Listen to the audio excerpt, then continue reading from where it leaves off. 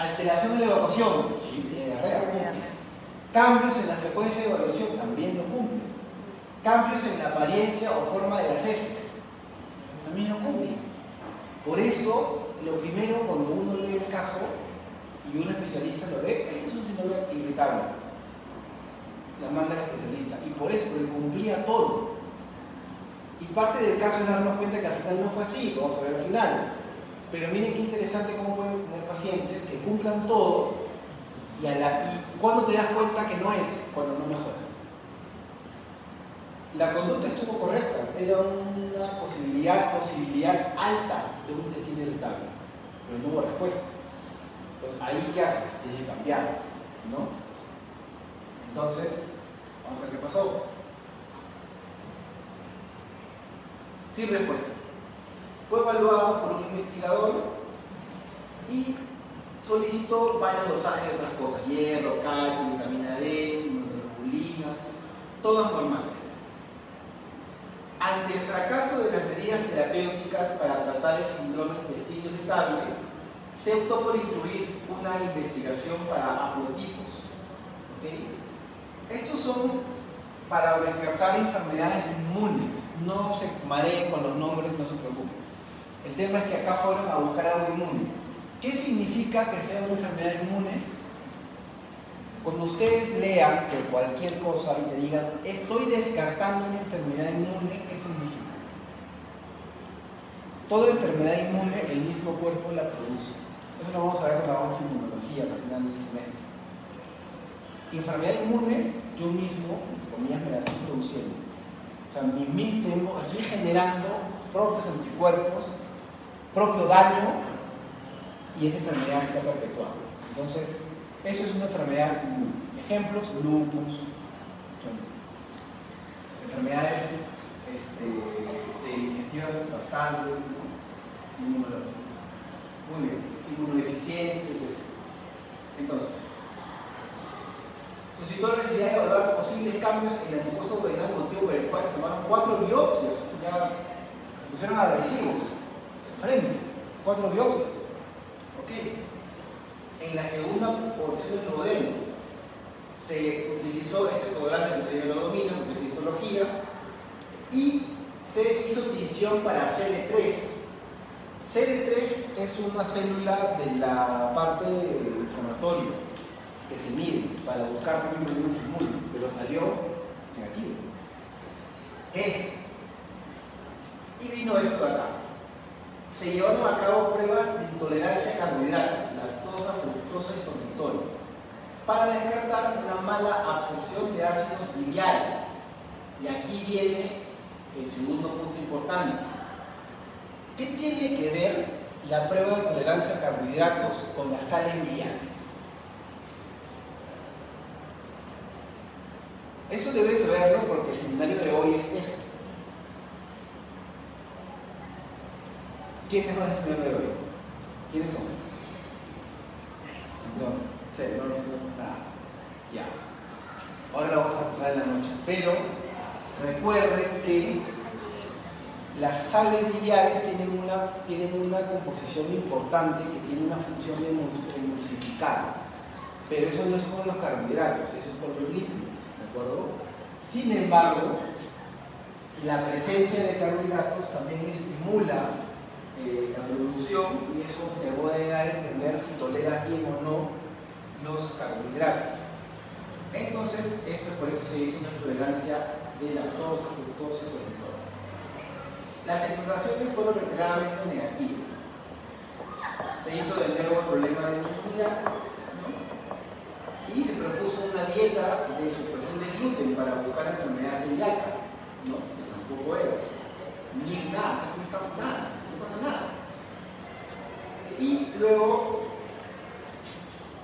pasó a esta parte de acá. Miren, para hasta llegar a este punto, que es el punto crucial de la práctica. Un mini resumen. 30 años, tenía 3 años de enfermedad, iba, venía, feliz, no pasaba nada. De pronto empezó a tener algo que ya le invalidaba, o sea, la diarrea era peor, el dolor era peor, Cuando yo digo invalidar, significa que mi dolor abdominal no me deja trabajar. No me deja hacer mis actividades. No me deja caminar, no me deja cocinar, no me deja ir a una reunión, no me deja ver a mis hijos. Me está invalidando. Mi dolor abdominal me tira a la cama. Eso me motiva, ya, ayúdame. Algo tengo que hacer. Y lo primero, cumplía todo el intestino irritable. ¿Cuál es el tratamiento del intestino irritable? Es netamente clínico. Ahí no hay medicinas, pastillas, no, nada para eso. Intestino irritable es dieta y terapia psicológica. Porque todos los que sufren de intestino irritable tienen algún tema emocional en el fondo. Lo tienen.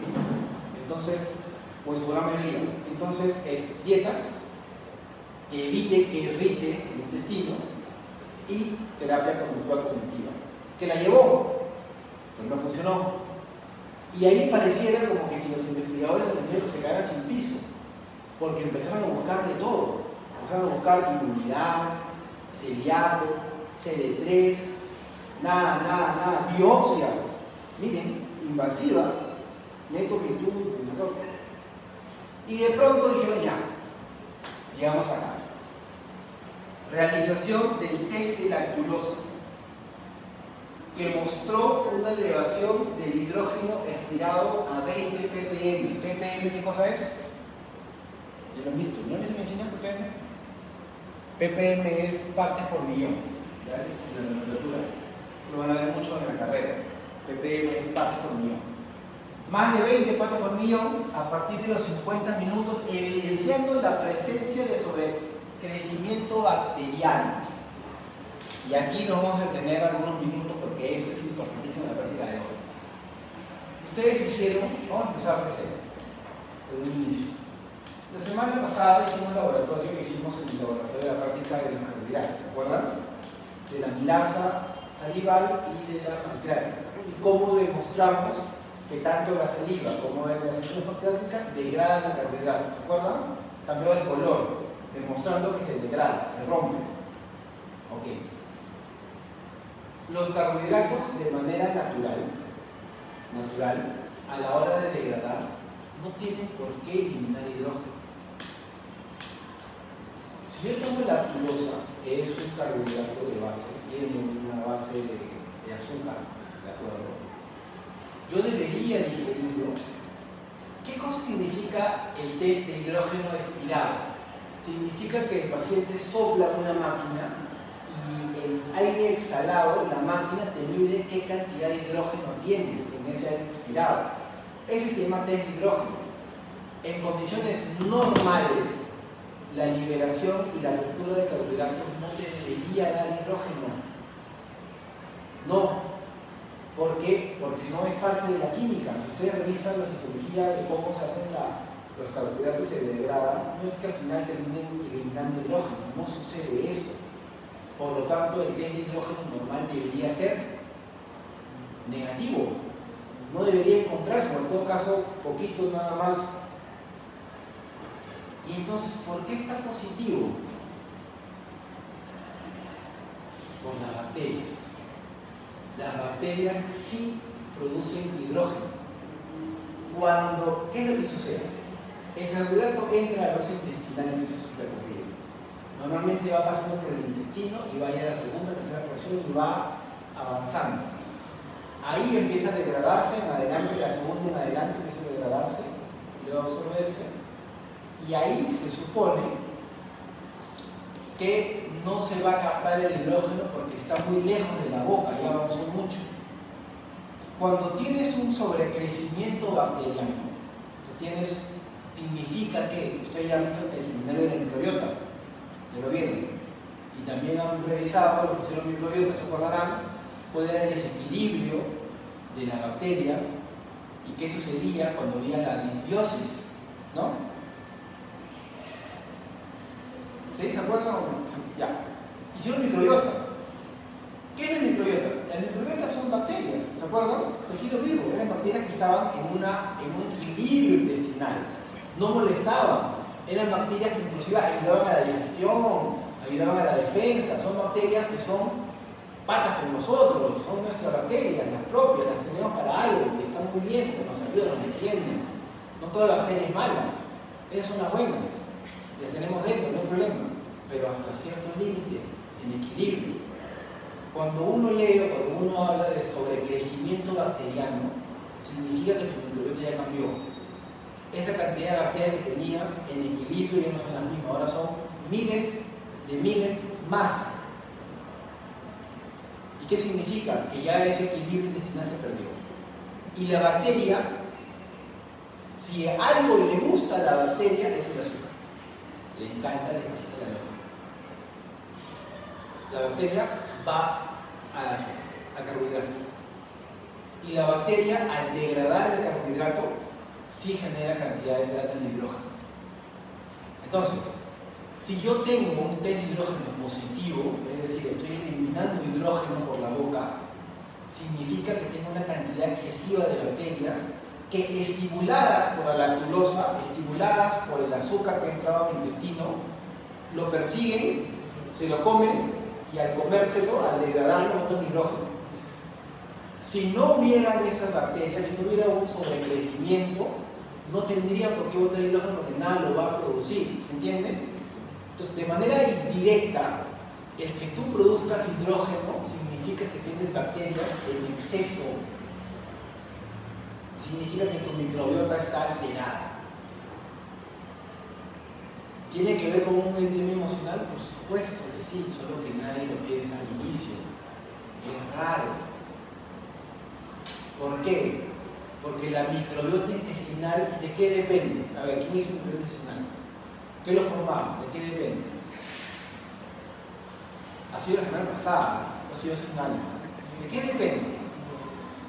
Ya lo voy a ayudar. Primero se formaba intraútero incluso, ¿no? Se formaba desde el bebé que nacía, ya, ¿y qué más? ¿Qué más entre la casa materna? Ya, y conforme va creciendo, ¿qué te equilibra tu microbiota? Principalmente. La dieta, pues, la dieta. La dieta era lo que sostenía tu microbiota.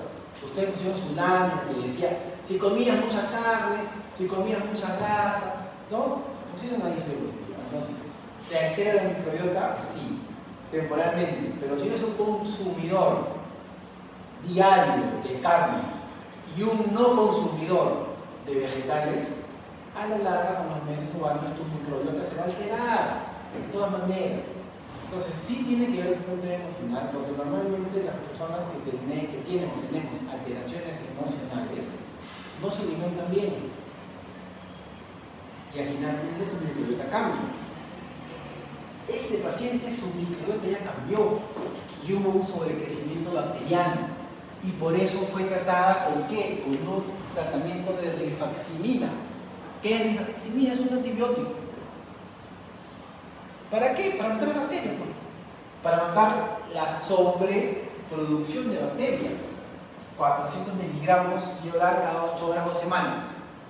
Una vez terminado el tratamiento, no diarrea. Remitió episodios de dolor y gases. Magia, ¿cómo arreglé algo en 14 días que me duró 3 años? Medicina. Es medicina. Medicina, ¿no? Lo demás es estudio de motilidad, no había nada más.